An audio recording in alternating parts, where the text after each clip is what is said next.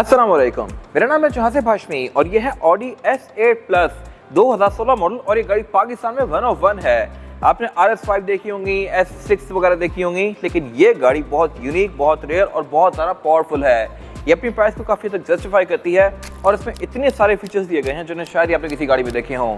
ये गाड़ी बहुत यूनिक और ज़बरदस्त है और इसके अलावा इसमें बहुत सारी चीज़ें बड़ी इंटरेस्टिंग हैं, जैसा कि इसमें जो इंजन आता है सेम टू सेम वही लैम्बोर्गिनी यूरोस में आता है। फिर इसका प्लेटफॉर्म किसी भी और ऑडी से डिफरेंट है और इसके अलावा लग्जरी के लिहाज से भी बहुत नेक्स्ट लेवल पे है। फिलहाल अगर बात की जाए सबसे इंपॉर्टेंट चीज़ की तो वो है इसकी प्राइस। इसकी डिमांड 5 करोड़ 90 लाख रुपए है और ये सेगमेंट मोटरस्पोर्ट के पास अवेलेबल है। इस पर नंबर लगा हुआ है और अगर आपने इसके बारे में कोई इन्फॉर्मेशन लेनी है तो आप दिए गए नंबर पर कॉल कर सकते हैं या फिर आप सेगमेंट मोटरस्पोर्ट को विजिट कर सकते हैं, जो कि रावलपिंडी में DH2 के गेट 1 के ऑपोजिट लोकेटेड है। हमारी एक और ब्रांच भी है रावलपिंडी में मरी रोड पे। खैर, overall it's a great luxurious sports sedan and today I am going to review it.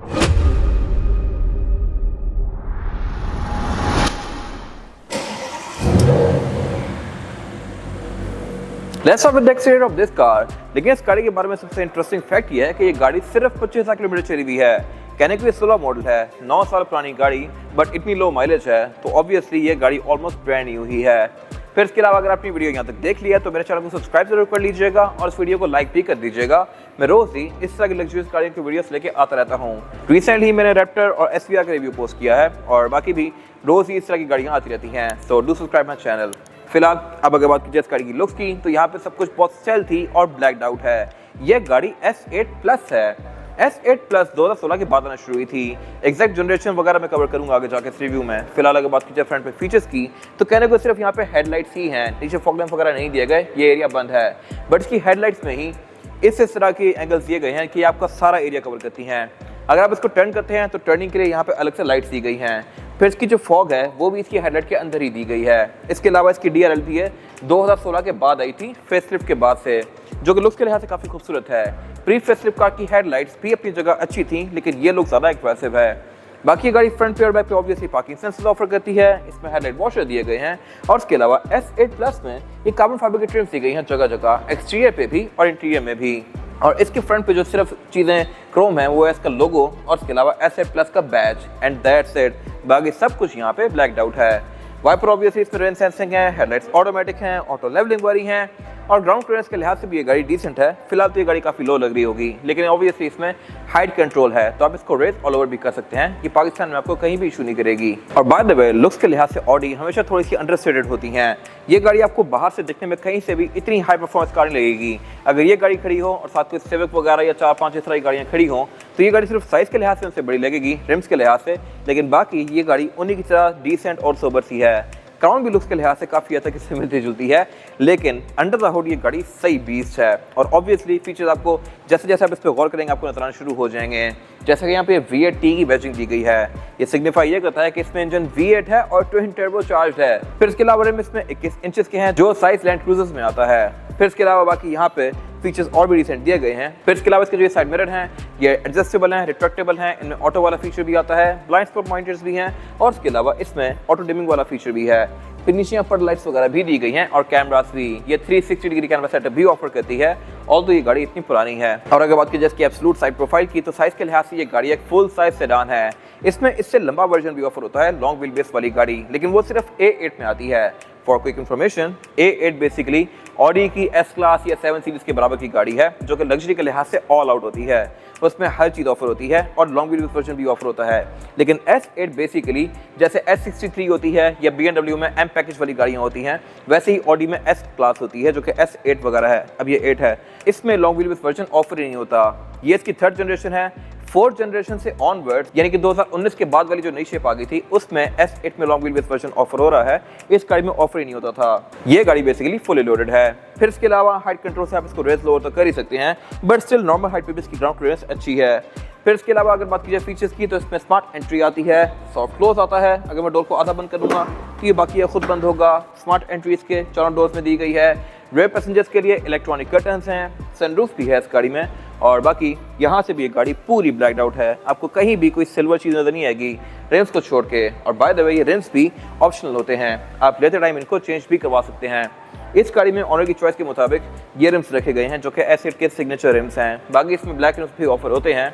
वो आपकी चॉइस होती है। और अगर बात कीजिए इस गाड़ी के इस वाले एरिया की, तो यहाँ पे आके चीज़ें इंटरेस्टिंग होने लग जाती हैं।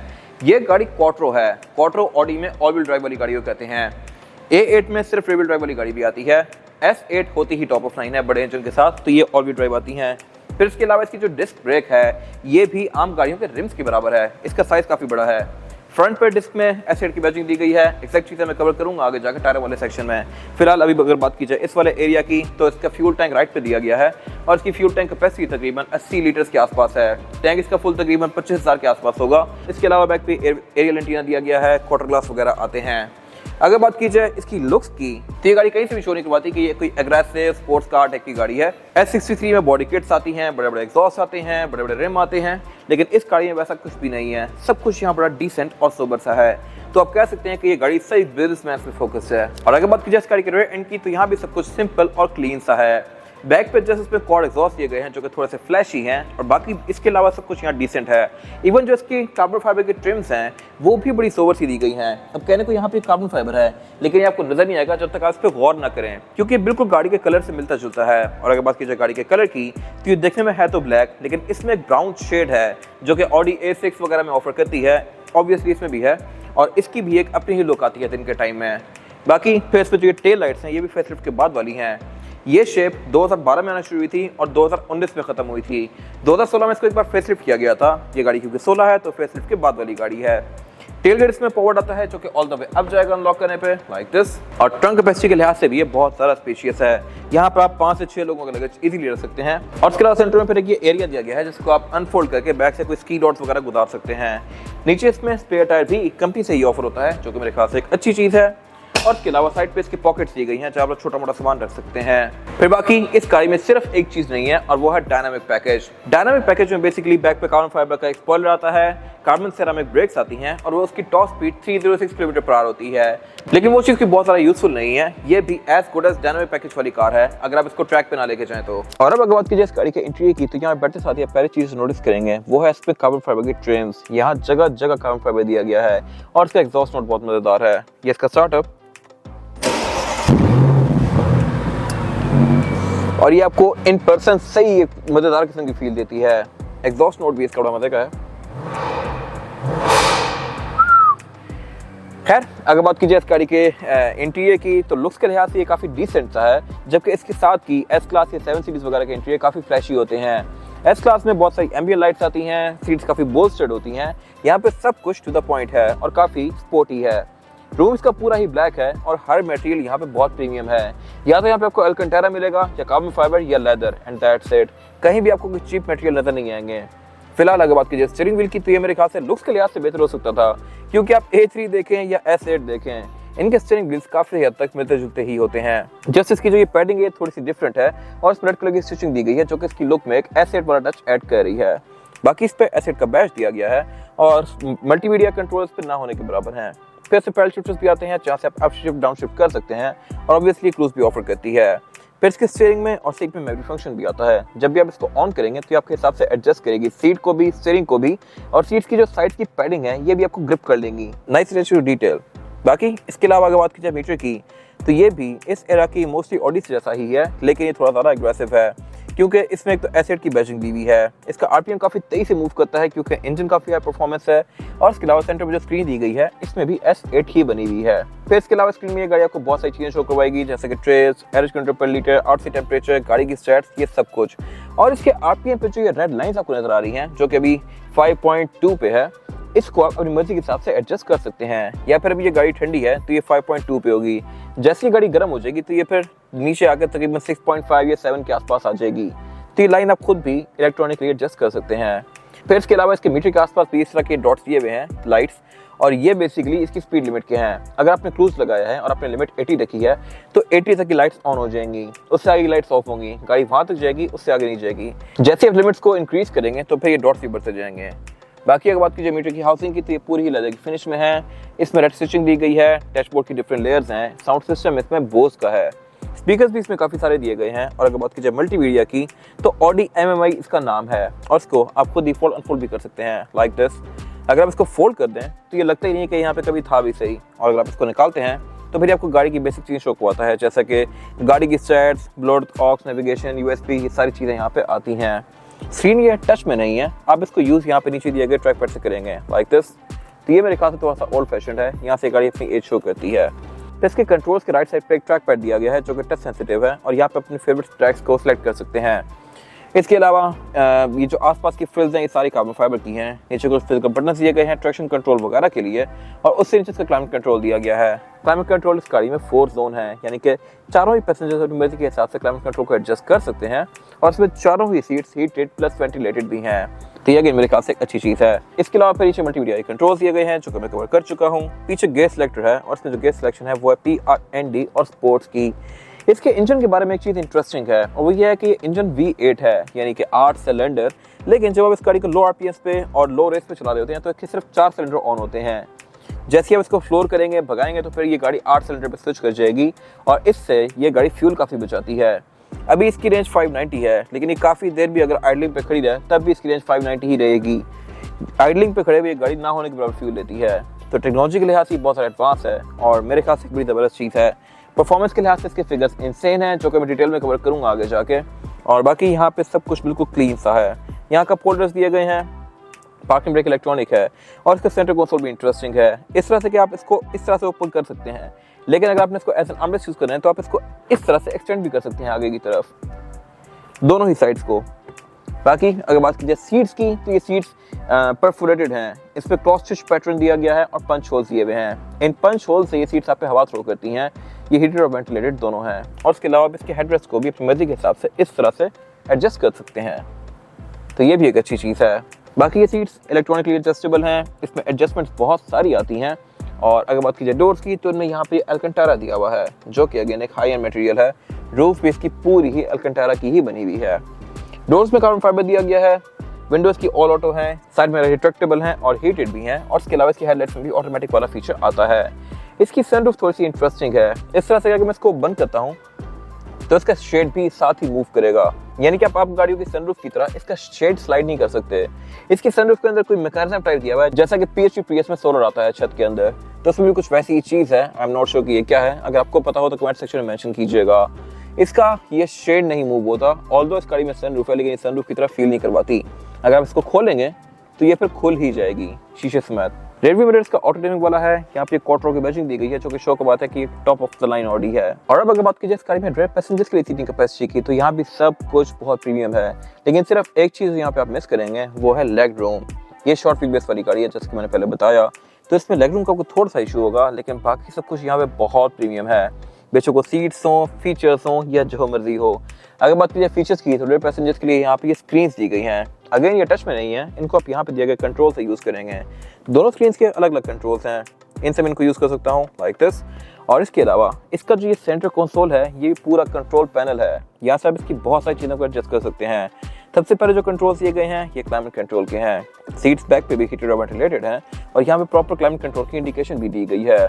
उससे आगे यहाँ पे कप होल्डर्स हैं और बाकी उससे पीछे फिर इसके मल्टीमीडिया कंट्रोल्स दिए गए हैं जो कि इन स्क्रीन्स के लिए हैं। सेम यहाँ पे वैसे ही कंट्रोल पैनल दिया गया है जैसा कि फ्रंट पे आता है। अब ये तो हो गया सेंटर कंसोल। इसके जो आसपास के मटेरियल हैं ये भी पूरे कार्बन फाइबर के हैं और इसके साथ अगर आप देखें तो यहाँ पे इसकी सीट्स के कंट्रोल भी दिए गए हैं। इसके इवन रेयर बेंचेस भी काफ़ी हद तक रिक्लाइनेबल हैं, इनकी आप बैक को भी आगे पीछे कर सकते हैं और इसके अलावा नीचे वाले एरिया को भी स्लाइड कर सकते हैं इस तरह से अपने लेग रूम, हेडरूम वगैरह को स्पेशियस बनाने के लिए।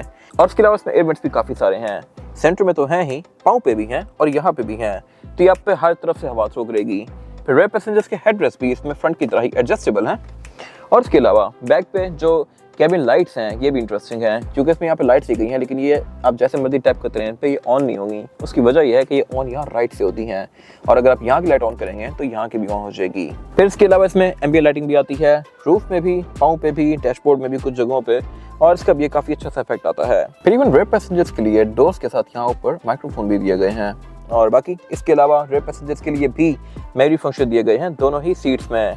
ये सीट नॉर्मल है, लेफ्ट सीट इसकी मास्टर सीट है जो बेसिकली शफर ड्रिवन कार्स होती हैं उनमें एक बटन दिया गया होता है जहाँ से आप फ्रंट सीट को पूरी तरह से फोल्ड कर सकते हैं डैशबोर्ड के ऊपर। इसमें भी फीचर दिया गया है, आप एक ही बटन के क्लिक से इस सीट को आगे डैशबोर्ड तक पहुँचा के अपना लेग रूम स्पेशियस बना सकते हैं। इसके अलावा यहाँ पे एयर वेंट्स दिए गए हैं, चार्जिंग आउटलेट्स दिए गए हैं। सेंटर में फिर ये एक स्टोरेज एरिया दिया गया है जहाँ पे यूजुअली गाड़ी में कूल बॉक्स आता है, इसमें कूल बॉक्स ऑफर नहीं होता क्योंकि ये एक हाई परफॉर्मेंस गाड़ी है। फिर इसके अलावा इन स्क्रीन्स को यूज़ करने के लिए आपको हैंड फ्री भी चाहिए होगी ऑब्वियसली, तो हैंड फ्री ऑडी आपको दे के भेजता है। ये प्रॉपर ऑडी के पाउचेस के साथ इनमें हैंड फ्री दी गई है, जो कि ऑब्वियसली ऑडी की ब्रांडेड है।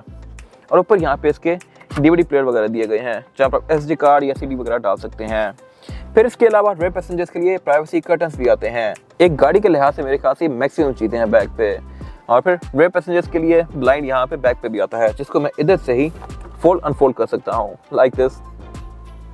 इन ब्लाइंड्स को फोल्ड अनफोल्ड करने का तरीका ये है कि मैं एक दफ़ा इसको रोल डाउन करूंगा तो पहले ब्लाइंड फोल्ड होगा, फिर जब मैं दोबारा से विंडो को रोल डाउन करूंगा तो फिर इसकी विंडो ओपन होगी लाइक दिस।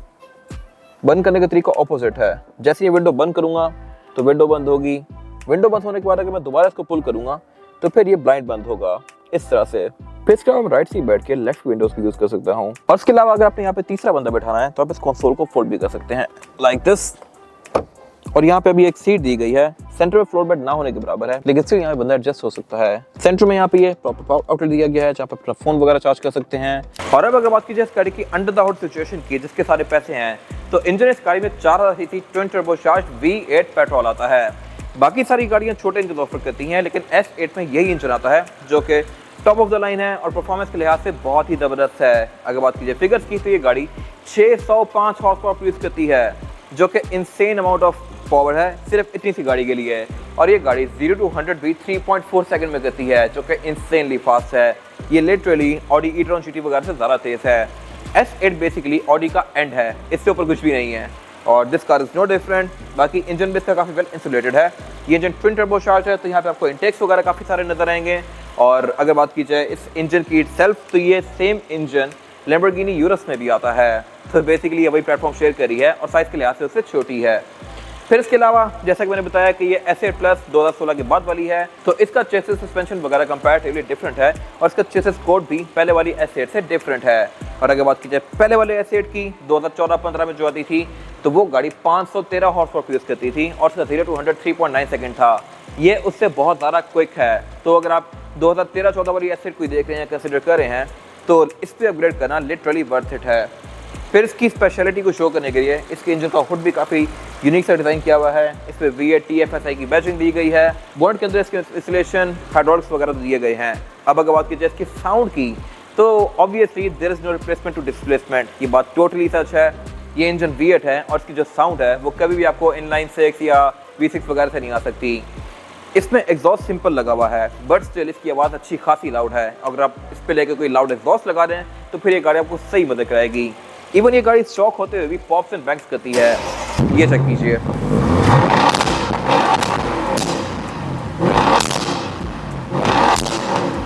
इसके बाद अगर बात कीजिए टायर साइज जो है इस S8 में ये है 275, 35 और 21, चारों ही टायरों में। यूजुअली गाड़ी में ये होता है कि पिछला टायर चौड़ा होता है, 275 होता है, अगला 245 होता है, लेकिन ये गाड़ी क्योंकि ऑल व्हील ड्राइव है, क्वाड्रो है और इतनी ज़्यादा पावरफुल है, तो इसमें चारों पे ही ग्रिप चाहिए। तो इसके चार टायरों का साइज सेम है और इसके अलावा टायर भी इस गाड़ी में पिरीली के हैं। कंडीशन के लिहाज से भी डिसेंट है, आपको 20-25 किलोमीटर और एक अच्छी राइड प्रोवाइड करेंगे। रिम इसमें ये एल्यूमिनियम और ग्रे के कॉम्बिनेशन में है। S8 की बैजिंग दी गई है ब्रेक कैलिपर्स के ऊपर और इसके अलावा इसकी डिस्क भी अच्छी खासी मैसिव है। सिर्फ यहाँ पे डायनामिक पैकेज के अंदर एक चीज़ ऐड ऑन हो जाती है और वो है कार्बन सिनेमैटिक ब्रेक्स, बट ये भी आपको डे टू डे यूज़ के लिहाज से पूरा काम देंगी। बाकी इसके अलावा इसमें हाइट कंट्रोल है, आप इसको रेस ऑल ओवर कर सकते हैं, तो आपको ग्राउंड क्लियरेंस के लिहाज से ये बिल्कुल भी इशू नहीं करेगी। ये था आज का रिव्यू। अगर आपको रिव्यू पसंद आया है तो इस वीडियो को लाइक कीजिए, मेरे चैनल को सब्सक्राइब कीजिए और अगर आपके पास इस गाड़ी से रिलेटेड कोई भी राय है तो उसको कमेंट सेक्शन में शेयर जरूर कीजिएगा, ताकि वो लोग जो ये गाड़ी लेने वाले हैं वो आपकी राय से फायदा उठा सकें। अपना ख्याल रखिएगा। Thank you.